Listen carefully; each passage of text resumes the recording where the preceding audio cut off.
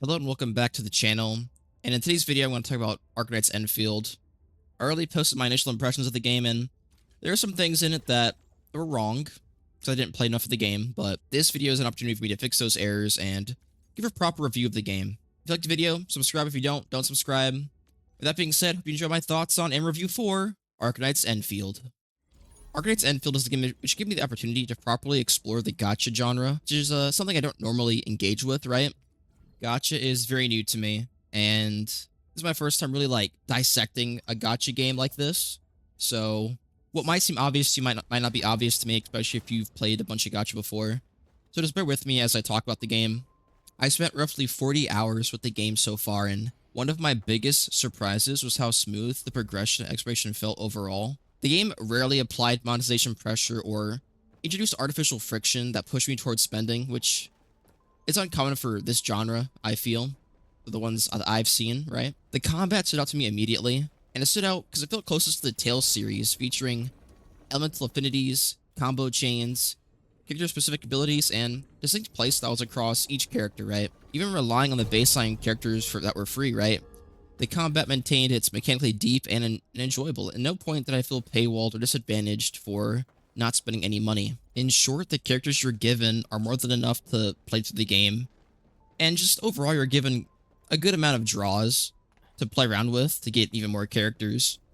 By the time I was done, I had about 11 or so characters. That said, though, over long sessions and as you play the game more and more, I do think this game's combat can become a little bit repetitive over time. There are moments where I actively chose to avoid combat altogether, especially when focusing on exploration and base expansion. And while the core system is solid, it may need more long-term variation to keep players engaged over long periods of time.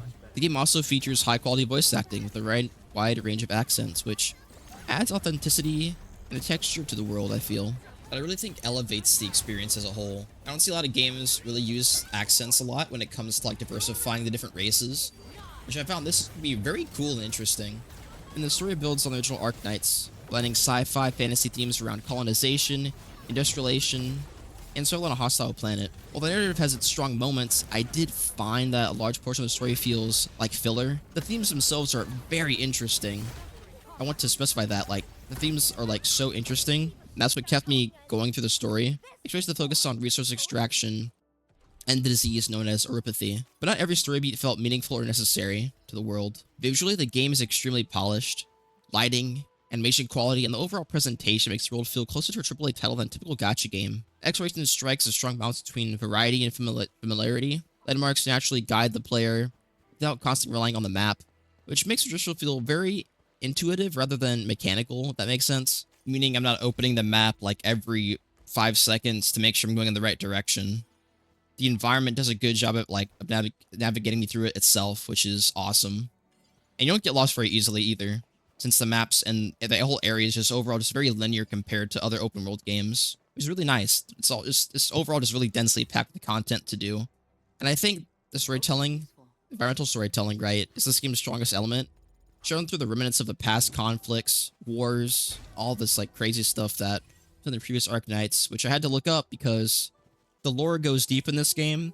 So I was looking up like a whole bunch of lore videos trying to understand what happened previously in the game. And also the shifts in architecture between different zones just really shows off the cultures of these different races that are in the game. And the contrast between untouched wilderness and expanding industrial zones that harm the planet, which is showed off very well in the second region of the map, which I won't say too much about right now. But I think one of the standout systems for me is the base building factory expansion stuff, which the game allows you to automate, gather resources, process materials, and craft items essentially while you're offline, right? And as you progress, you can expand your operations by unlocking these stock bills, which took me a long time to figure out how to actually make them. Which there's many ways to make stock bills, but what I did, you can buy certain items from like a stock exchange off your ship, and then go to your friend's ship and sell them where they're marked up, where you get a profit, which is really cool. Love that stuff. And as you expand your operations, unlock these factory locations, it does scale. Your production scales with it as well.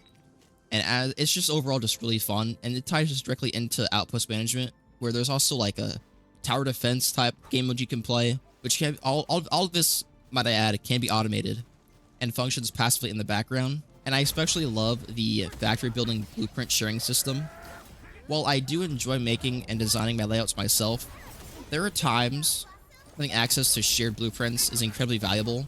Offline progression further reduces pressure and removes the constant fear of falling behind, which is a major win compared to many live service games I've played. But one thing that I have seen people talk about is that the pity system. So normally in most gacha games, whenever you pull for a character enough times, you'll build up pity. But for this game, and most games, the pity would carry over to the next banner. But as for this game, pity does not carry over to the next banner. But instead, you'll get like this weird little voucher thing that gives you 10 free pulls for the next voucher. 10 for the next banner. And I feel bad if I didn't mention that, but just want to put it out there. One of my biggest frustrations, though, was the very long opening. The early hours are packed with heavy dialogue tutorials, which I found myself somewhat feeling annoyed by and slow to get through. However, once I pushed past that initial onboarding phase, the game really clicked for me. The systems began to connect naturally, pacing improved, the overall experience making it far more enjoyable. As mentioned previously, the game is fairly generous early on when it comes to pulls, to rewards, and normal gameplay, which helped creates that like initial strong impression. You're given plenty of opportunities to engage with the gacha without having to immediately feel restricted with having to buy pulls, right? That said, though, as progression continues, I can see how these rewards become harder and harder to obtain over time, potentially increasing pressure in the long run to buy pulls.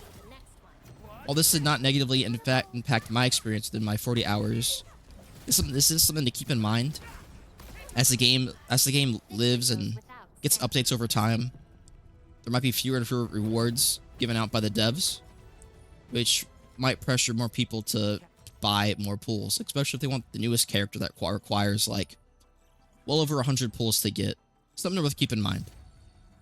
But overall, Arknights Endfield feels like a closer to a AAA experience than a typical gacha game due to its high production quality, strong world building, excellent music, strong, high-quality character designs. Although there's still some rough edges, combat repetition over time, and a story that feels padded with a lot of filler.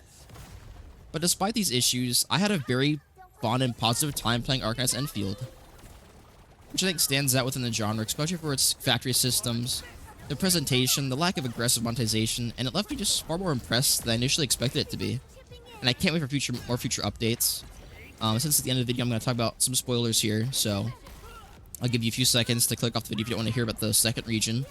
But once you get to the second region, the whole factory process is basically, you have to do it all again.